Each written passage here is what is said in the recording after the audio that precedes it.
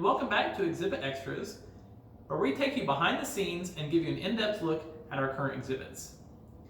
For today's episode, we're here in the African American History in Kingsport exhibit, put together by the City of Kingsport Archives and Black in Appalachia. So to take you behind the scenes of this exhibit, we're going to talk with William Isom from Black in Appalachia and Brianne Wright from the City of Kingsport Archives about where the idea for this exhibit came from, the process of how it got together, how those two organizations got together, and sort of cover a little bit about the exhibit itself. Now, the exhibit is on display here at the Chester Museum. It's a temporary exhibit on loan, and it is going to be here through the second week of July. So if you have not done so, feel free to come down and check it out before the exhibit closes next month. So this exhibit is comprised of 10 panels that are split between 5 different topics that cover some of the history of African Americans in the city of Kingsport. I'm William Isom. I'm the director of the Black in Appalachia project, and I also work for East Tennessee PBS in Knoxville. And I'm Brianne Wright. I am the archivist for Kingsport. When visitors see the exhibit, what they're seeing is the final product. So where did the idea for the exhibit come from, and how did the collaboration between the Kingsport City Archives and Black in Appalachia get its start?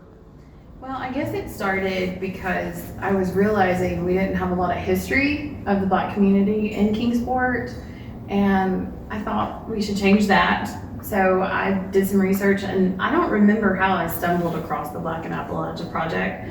I think I was just doing a web search or something. And then I thought, hey, that's really cool. I want to get involved with that. So I contacted you. And then we met up and said, let's do this. And we did. Yeah, we met up in Rogersville Yeah. at the Swift Museum, or the Swift Museum there, and the Kingsport Friends of the Archives. Yes. Sharon came with you. Yeah, that's right. And so we just, from there, just tried to figure out what could we do. We knew that people in the community had stuff. Yeah. And we wanted to see that stuff. Definitely. Because we knew there was really great stuff out there that just hadn't been shared. So, and then we did a community history day. And people came, we scanned their stuff, and then that's really the basis for the exhibit. We did oral histories too with people. Yeah. Yeah, a lot of oral histories. And it felt like a lot. It was a lot. Yeah. Most of the stuff that I have down in the archives was from Douglas High School, like class photos and yearbooks. And then we had access to the newspaper archive, so that we got a lot of stuff from the newspaper. But as far as any collections I have in the archives, there wasn't a whole lot to really get from that. For archives and museums, the ability to tell a story relies on having either a collection, collaborating with an outside source, or sometimes both. So how important are groups like Black in Appalachia and the collaboration process in general to getting projects like this completed?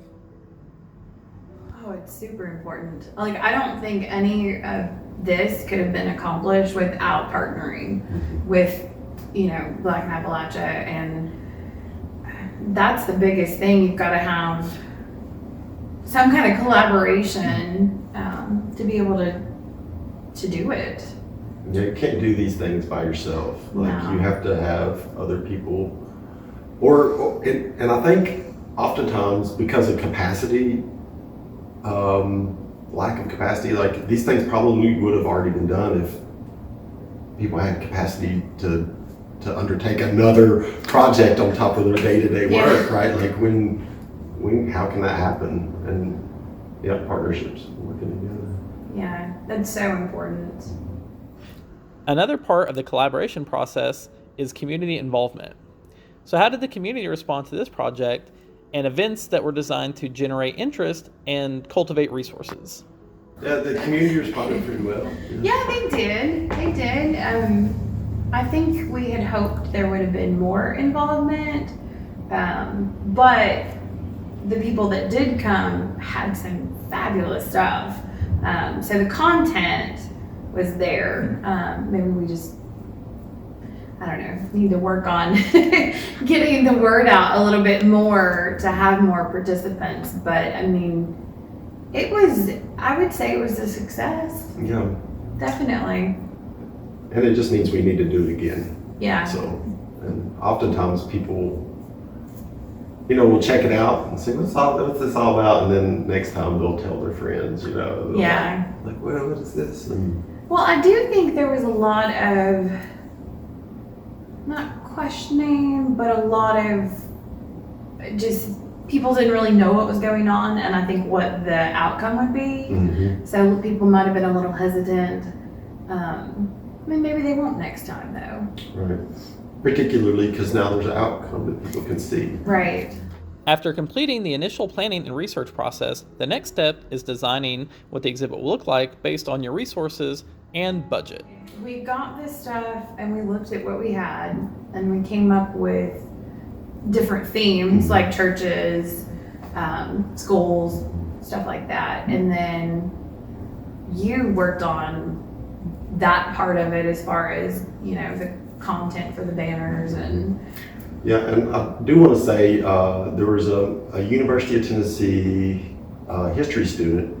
She had just graduated undergrad, Kathleen Kelly, and she really gathered and put together the narratives, the first drafts of the narratives, which are much longer than they are on the banners, and she did the bulk of that narrative compilation, and so and then I would go in and edit it down and change some of the language around and things like that.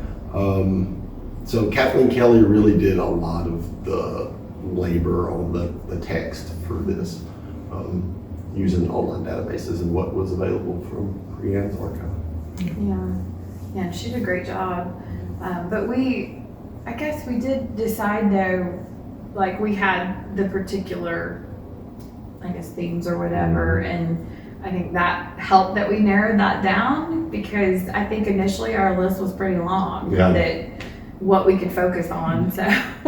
Yeah, I think that's what we settled on. We were like, okay, it's gonna cost about this much per banner, and the themes fit in the banner. I think we may have ended up with a few more than we anticipated. I think so, yeah. And so, because it's hard to narrow down on some of the topics. Mhm. It's hard to narrow down just to one banner when there's so much. for instance, we wanted to do notable people, but V.O. Dobbins' life was so rich and he had such a huge impact on the community that is like, and this was kind of Kathleen's call. She was like, V.O. should have his own banner. And I was like, I agree.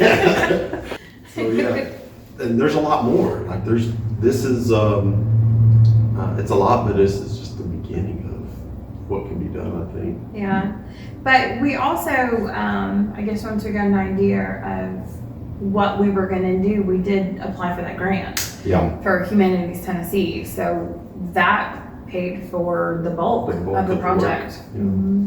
From narrowing down resources for a final product is a long, strenuous process, and exhibits are rarely comprehensive. There are always important stories to tell, even beyond a finished exhibit. And Brianne probably knows of things that should be in there too.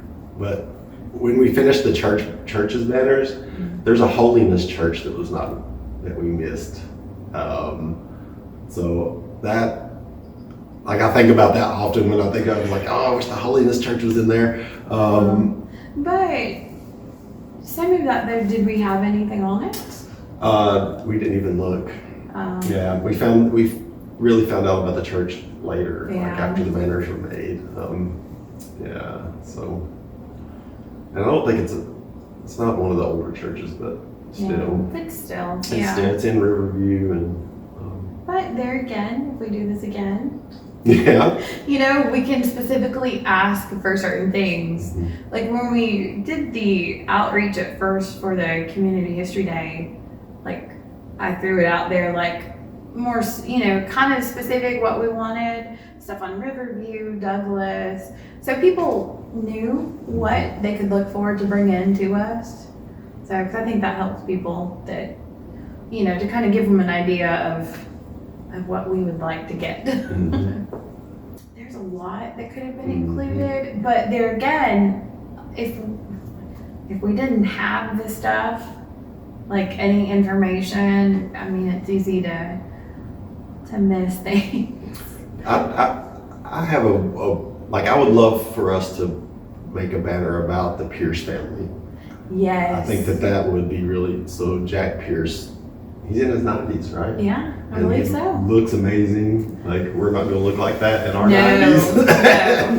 no. Time is very kind to him. But his family has been in the Kingsport area for a very, very long time. Yeah, and they have ties to Bates Mountain, which is huge in Kingsport history, so yeah. Yeah, the Pierce family.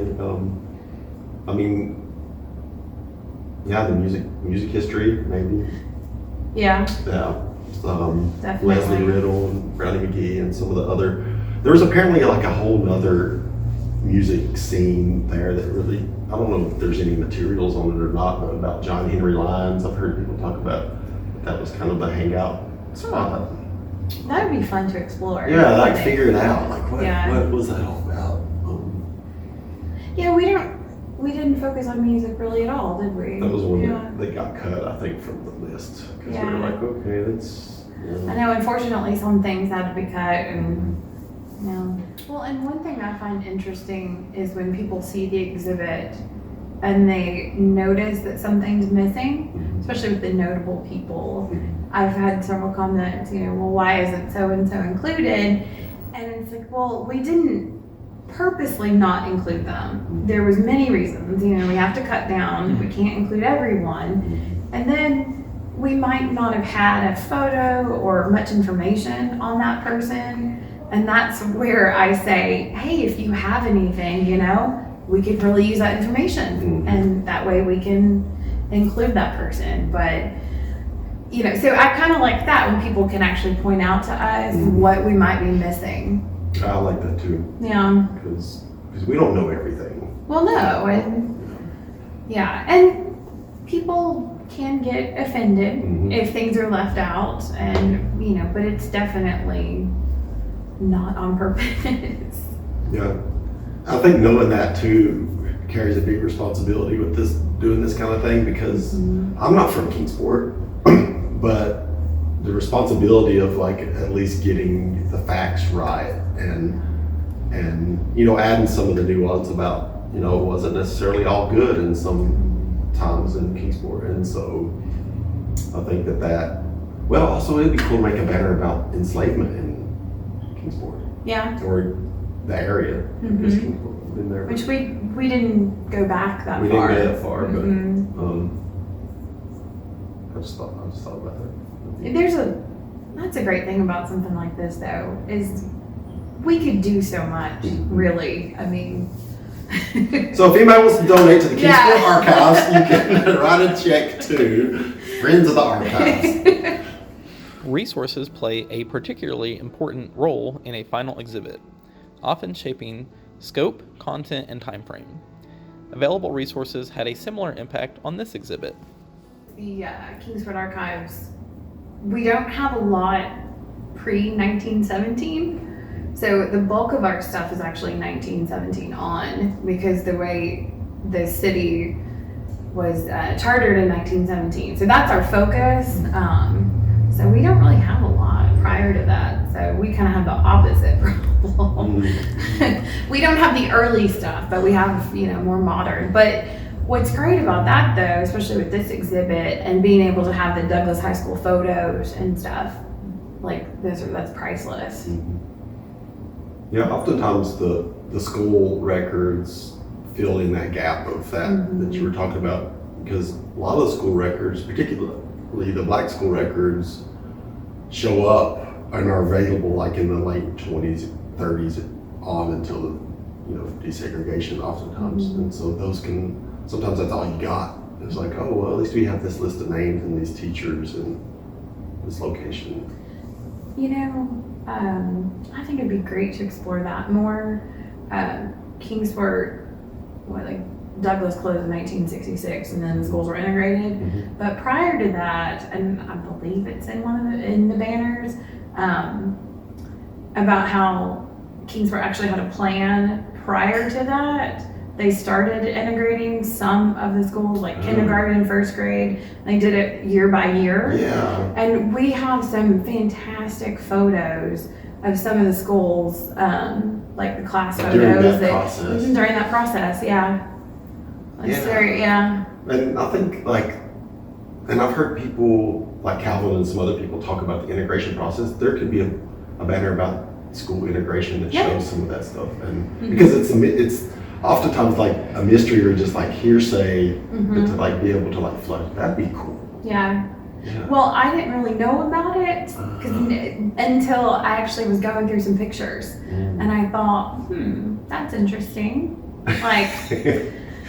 Like I wasn't aware that Black students were attending certain schools, the elementary schools, prior to that 1966 date. So, and then I started looking into it, and I was like, this is fascinating. I had no idea. Because it's not something that I'd ever been told about, or I hadn't seen anything about it, so. Like people I've heard the stories about like the integration of, it wasn't Dobbins Bennett at the time, but what was the name of the high school? What was Dobbins Bennett? Was it Dobbins? Yeah. The integration of that story, like it just like a switch was flipped. But and it was pretty abrupt. Yeah. So I think that adds a lot of nuance to. Yeah. Well, so again, you can donate to. There's so much we want to do that it never ends. Yeah. But that's what's great about a project like this, though. And I think that from the very beginning, we kind of had that mindset that it's not like a one and done kind of thing. We weren't going to do the scan day and then do the exhibit and then that's it. The idea was it's going to be something that, could go on and on. Yeah. Once you start something like this, you can't stop. Like no. Because then you have stuff to build off of, and we're not starting from scratch. Right. So it makes it a little bit easier to just keep adding to. So that is the story about how this exhibit came together.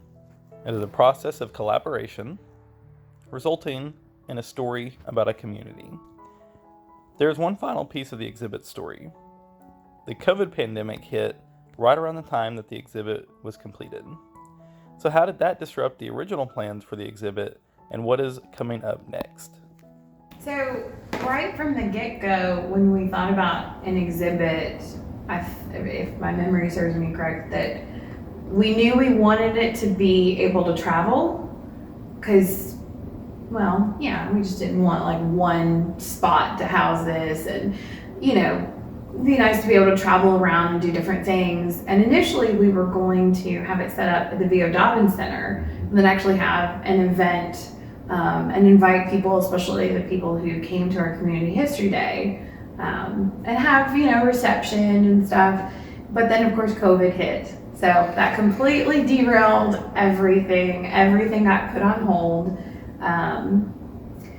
So that was disappointing, especially when you put into so much work into something but what was it, October maybe? It was put up at the Renaissance Center in Kingsport, but there wasn't, there was some press about it, but there wasn't like an actual event to kick it off or anything. Part of that was because it was still COVID, so we couldn't gather and do that. And then we literally unboxed these during COVID. Yeah, we unboxed them, and I met up with Sharon. That's right. And at like a truck stop, but we were all like masked up and like gloved up, and like I opened the trunk and got away, and she could get it and put it in her trunk. So I was like. Well, then I went to her house and picked them up because I was working from home, so she couldn't even drop them off at the archives. So I went to her house and I was masked up and, transferring them from her car to my car. And I would love to bring it back to Kingsport and do something, especially for the people who did participate and provide stuff and did oral histories. And I think it's important to present the exhibit to them, kind of also saying thank you. Mhm. We couldn't have done this without those community stories. And That's right. It looks really good. yeah, it does look really good. It turned out very well. We are proud of it. Mhm. So come on down to the Chester Inn and see this exhibit. So that's it for this episode of Exhibit Extras. Thank you for checking it out. Also, thank you to Brianne and William for taking the time to come into the exhibit and talk about it and the process of how it came together. And a big thank you to Black in Appalachia and the City of Kingsport Archives for not only putting the exhibit together, but for also letting it spend some time down here at the museum. Now, if you have not had a chance to see the exhibit, it is still on display at the museum through the second week of July. So come check it out while it is still here at the museum. And follow along with us here on the Chester Inn YouTube channel for more episodes in the Exhibit Extra series and for other great series that we are working on. Thanks!